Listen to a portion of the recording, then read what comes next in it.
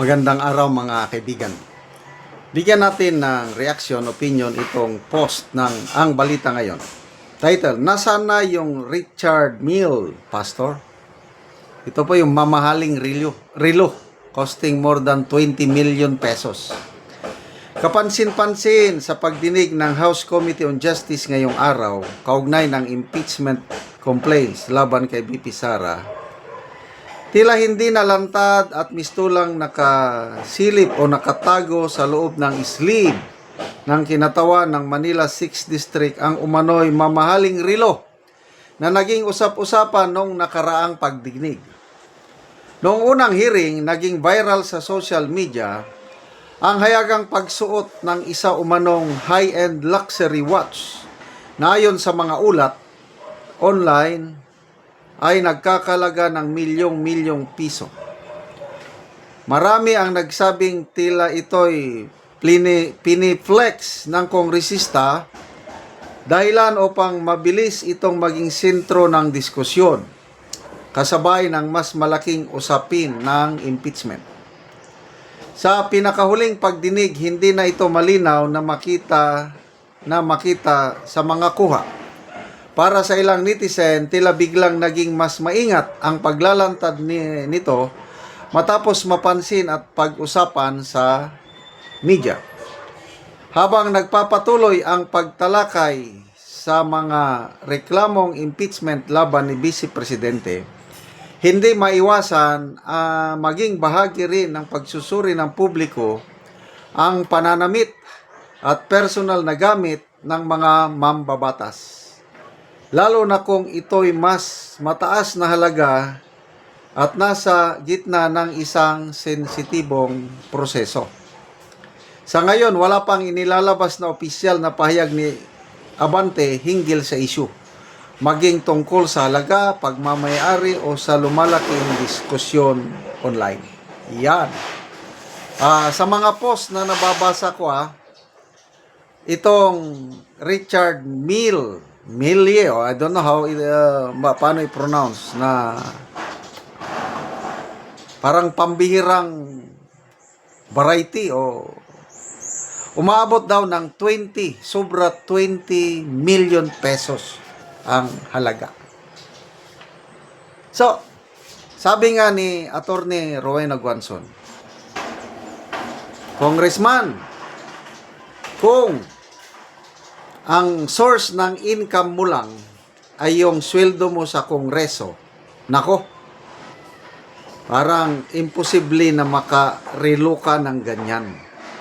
That's, anong sabi niya? Malignant and it's a crime.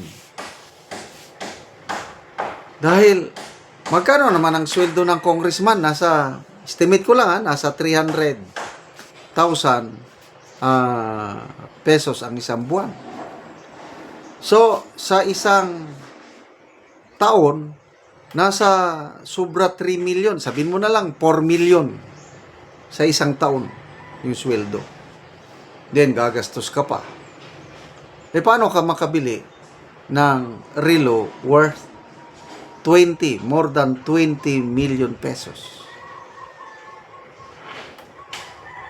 Hanggang ngayon, tahimik si Bishop, Congressman, Pastor Abante. Mabibilis na ang mata ng mga netizens ngayon. Nakikita na sa pagsusuot.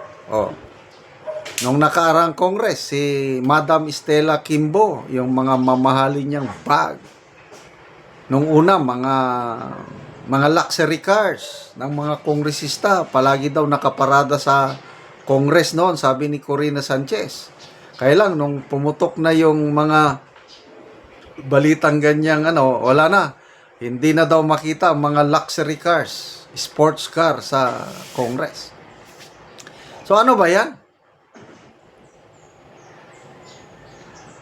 Ang diskusyon nila is pagwaldas ng pondo ng Vice Presidente na nakasentro sa confidential funds. 73 million lang ang may notice of disallowance. Ini-impeach nila, katiwalaan, graft and corruption, tapos ikaw magsusuot ka ng mamahaling relo na dapat, sana, mas maganda, in fairness kay Congressman Abante, magsalita siya. Kasi baka pwedeng, ito yung suot ko. Ano man lang ito? Fake ito, kagaya ng yung retired police general na Igorota. Si General, nakalimutan ko na. Kinasuhan ng Napolcom dahil nagsuot daw ng mamahaling sapatos. Worth, how many? 60 o 70,000 isang pares ng sapatos. Kinasuhan. Nilabas sa media. Di ba nakakaya on the part of the retired police general?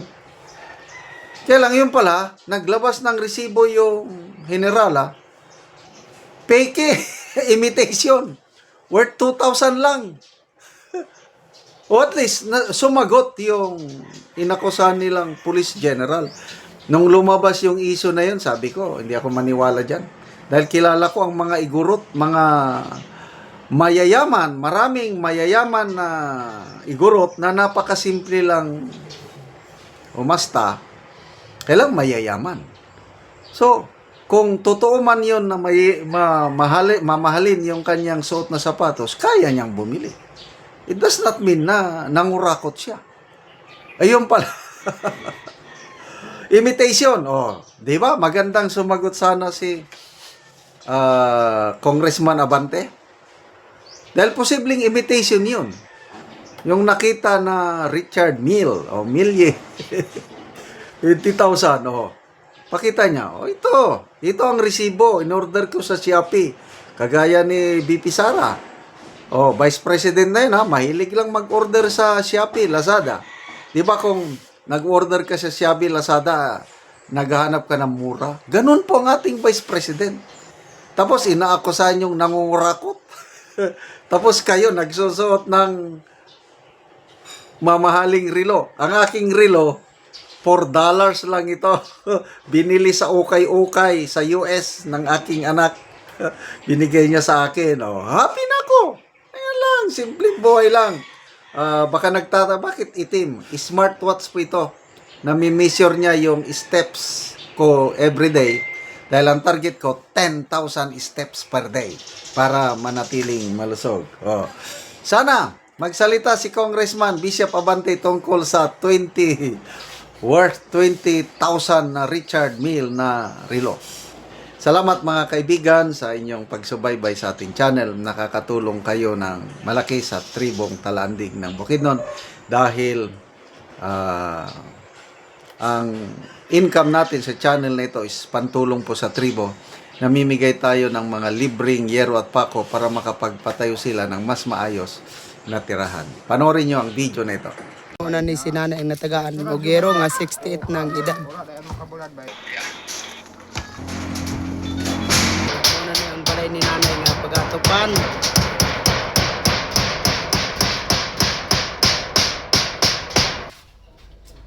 So, muna ni ang mga anak ni nanay nga nitabang siya kay si nanay usa naman siya kabalo.